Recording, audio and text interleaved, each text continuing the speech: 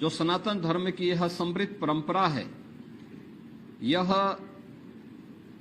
पूरे हर्षोल्लास के साथ, पूरे उमंग के साथ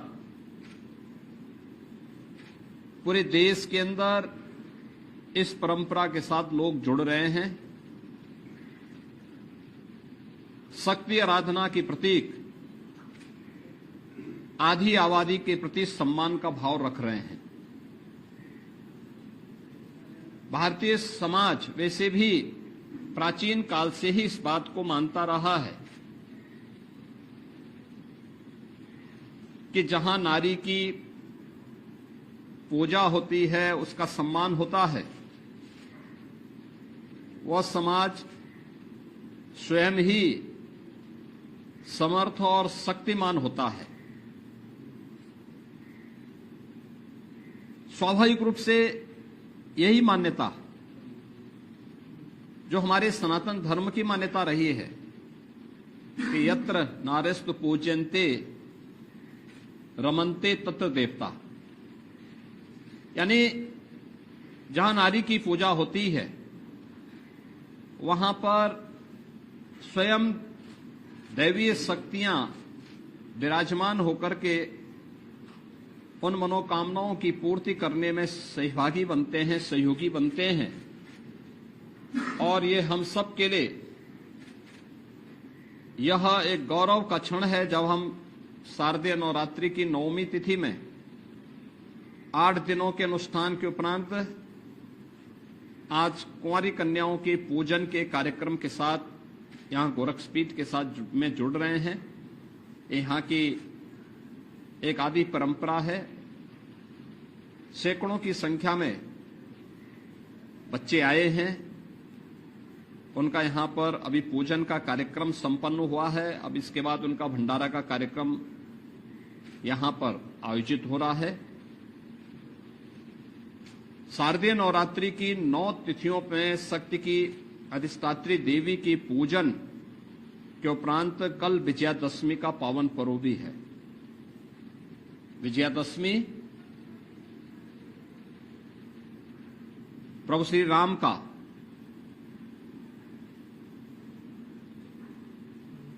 रावण पर विजय के उल्लास का पर्व है। स्वाभाविक रूप से जब शक्ति की साधना होगी तो सिद्धि के रूप में विजय श्री अवश्य प्राप्त होगी। दूसरा, जो समाज अपनी आधी आबादी का सम्मान करेगा, उसका सशक्तिकरण करेगा, वह समाज स्वयं ही विजय श्री को वर्ण भी करेगा। यह पर्व इस बात की भी प्रेरणा प्रदान कर रहा है। आज के इस अवसर पर जब हम लोग नवरात्रि के नवमी तिथि पर जगतजननी मां भगवती के इन पावन 9 स्वरूपों के दर्शन और उनके पूजन के अनुष्ठान के साथ जुड़ रहे हैं, मैं पूरे प्रदेश वासियों का आह्वान करूंगा कि हमारी सनातन धर्म की परंपरा कितनी पवित्र और कितनी उदात्त रही है कि उसने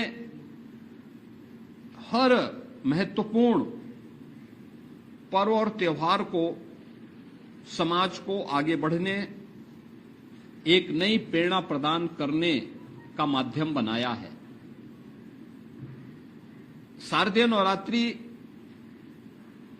आधी आबादी के सम्मान का, उनकी सुरक्षा का, उनके स्वावलंबन का भी एक नई प्रेरणा हमें प्रदान कर रहा है। आधी आबादी का सम्मान होगा, उनका सशक्तिकरण होगा, तो समाज स्वयं ही समर्थ और सशक्तिमान और सामर्थ्यवान होगा। भारतीय मनीषा ने वैसे ही नहीं कहा कि यत्र नारेस्तु पूज्यन्ते रमन्ते तत्र देवता।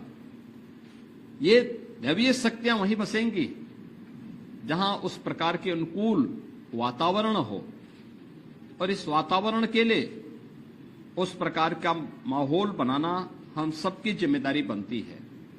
सुरक्षा सबको मिलनी चाहिए, लेकिन अगर आधी आबादी स्वयं सुरक्षित हो जाएगी तो पूरे समाज की सुरक्षा उसके साथ जुड़ी हुई है। और विजयादशमी का ये पर्व कल हम सबको 9 दिनों की इस अनुष्ठान के बाद प्राप्त होने वाली सिद्धि के फलस्वरूप प्राप्त होने वाली विजय के रूप में मर्यादा पुरुषोत्तम प्रभु श्री राम की उस समय के त्रेता युग के एक बलशाली राजा जो अधर्म, असत्य का प्रतीक था, अन्याय का प्रतीक था, उस रावण पर विजय का एक उत्सव भी है। और यही कारण है कि पूरे देश के अंदर कल जहां एक और प्रभु श्री राम के प्रति सम्मान का भाव व्यक्त करने के लिए, श्रद्धा का भाव व्यक्त करने के लिए हर सनातन धर्मावलंबी रामलीलाओं के माध्यम से प्रभु राम के राज्याभिषेक के आयोजन के साथ जुड़ेगा, उनका अनुष्ठान के साथ जुड़ेगा, वहीं दूसरी ओर रावण के पुतले भी दहन करने का एक लंबी परंपरा इस अवसर पर हर सनातन धर्मावलंबी की परंपरा में देखने को मिलता है।